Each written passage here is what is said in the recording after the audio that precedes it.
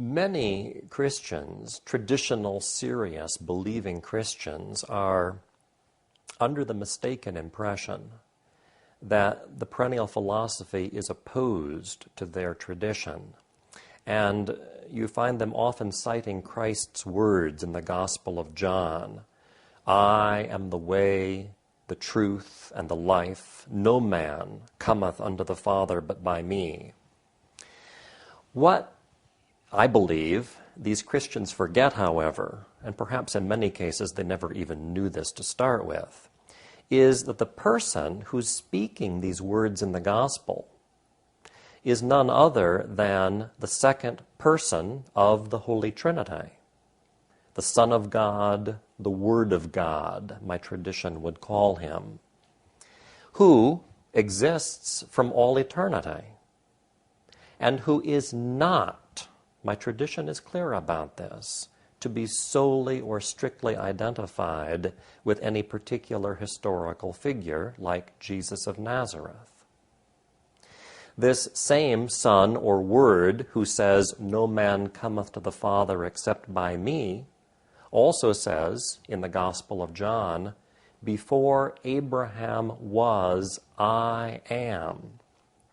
A verse, it seems to me, whose very shift of tenses very clearly shows that he who is speaking is not to be again identified with a particular individual form, a particular moment in time, anything of change or of history. This understanding of who Christ really is was decreed by the early church in its conciliar documents.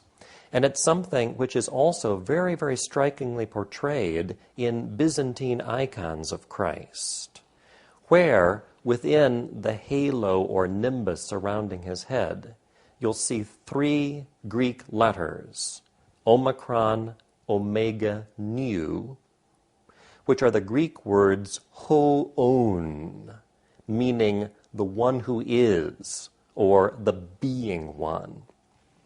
And this, in turn, is a reference to the words of God to Moses on Sinai in the Old Testament. When Moses goes up the mountain, meets with God, he then says to God, "Whom shall I say has sent me? When I go back to the people, whom should I say has sent me?" And God says, "I am that I am. Tell them I am has sent you." Well, those words, "I am that I am," in Greek would be the one who is, or the being one. So the implication of Byzantine iconography is that Jesus Christ is none other than that I am. It is Christ who was speaking to Moses, not his Father, by the way.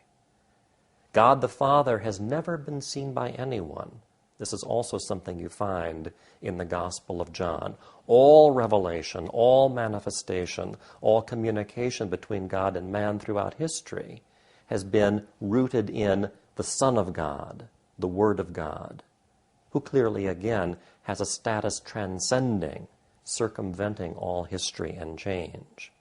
Now, of course, what this implies is that indeed no one can reach the Father except by the Son. No Christian, perennialist or otherwise, could contest that. No man can be saved except through Christ. But the Christ through whom all people are saved is not Jesus of Nazareth only, but every saving manifestation in all the traditions, all of them rooted in this same logos or word.